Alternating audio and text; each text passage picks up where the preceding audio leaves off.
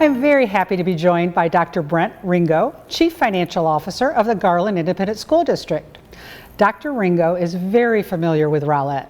Not only did his family graduate from Rowlett High School, but he also interned and taught at Rowlett High School. And I wore my Rowlett High School colors today, Dr. Ringo. All right. Garland ISD has a tax rate election, also referred to as a TRE, on the November ballot, and we wanted to spend some time taking a deep dive into this referendum for our Rowlett residents. Just to let our viewers know, you are not here to advocate for or against the TRE. In fact, Dr. Ringo, as an employee of GISD, you are not allowed to advocate for or against this referendum. Is that correct? Yes, that is correct. As my role with the district, I am able to provide facts for our voters so that they can make an informed decision when they go to the polls. So let's stick with the facts so that we can help our citizens of Rowlett know the important information about this referendum. We know that House Bill 3 and Senate Bill 2 from the 86th Texas legislative session significantly changed the procedures for voter approval tax rate elections, formerly known as tax ratification elections. First of all, Dr. Ringo, can you tell us why this ballot referendum is even necessary? Texas school finance is a very confusing system. There is a common misconception that as our property values have increased through the years, that the district has received additional dollars to operate with. However, that has not been the case in Texas school districts. As our property values have increased through the years, the state has cut those same amount of dollars from their portion of the funding system. So in order for districts to access additional dollars to operate with, to support and continue to invest in our programs, our teachers, at all of our schools throughout the district, we must go to our voters to seek approval to add these pennies to our M&O tax rate. And in doing this would generate an additional $42 million annually for GISD. And you mentioned M&O, so let's talk about that. There's two components of the school district property tax, and that's true for city property tax also, M&O and INS. And would you please explain what those initials represent and explain what each of those individual components fund? Yes, happy to. And those initials help add to that confusion. INS is interest in sinking, and that is very similar to a mortgage for our house. We can only use those dollars to pay down our debt. So a district must incur debt through a bond program to utilize those dollars to pay down that debt. The other side of the tax system is M&O, which stands for maintenance operations, and that goes to pay for our yearly operational cost, everything from utilities to salaries to general supplies for the classroom, gas for our buses to keep them running to school. And so what we're asking for our voters is to increase that M&O rate. However, with our school board and that oversight, they have already offset this increase with almost a 12-cent decrease on our INS tax rate. So compared to last year, that tax rate would actually lower by almost 5 cents in total for this tax year, and almost 12 cents from 2 years ago.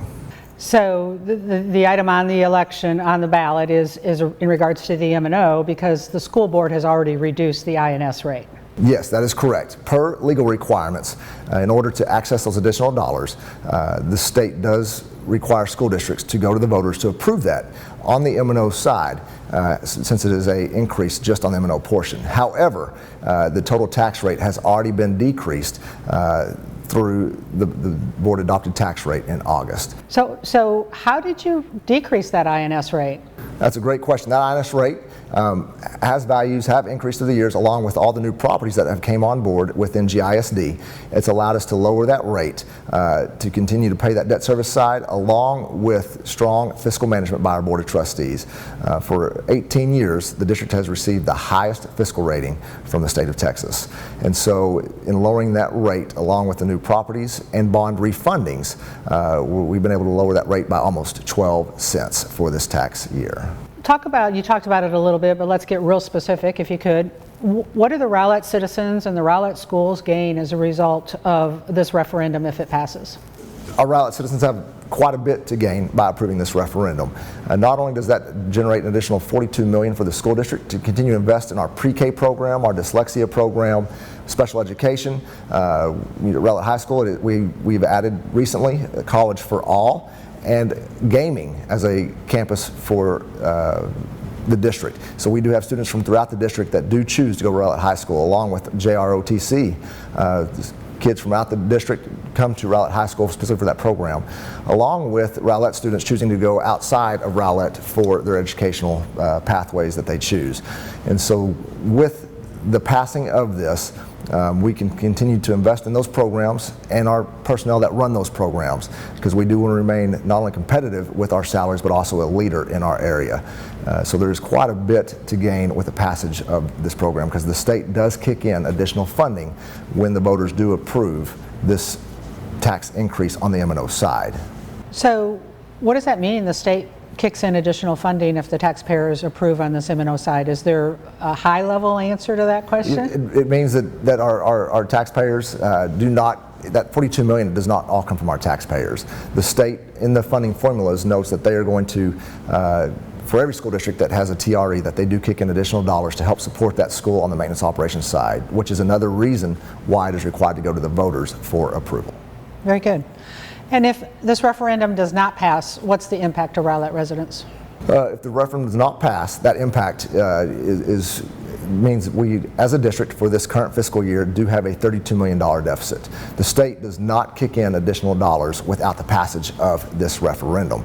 And so with that $32 million deficit, we as a district do come back to our voters and work with our community members, and we will have to evaluate programs, class sizes, increasing those class sizes. I have 2 kids in Garland ISD, and the district will have to take steps that we have not taken prior, just due to that funding impact, because those dollars are needed not just to sustain operations for 1 year, but for years to come.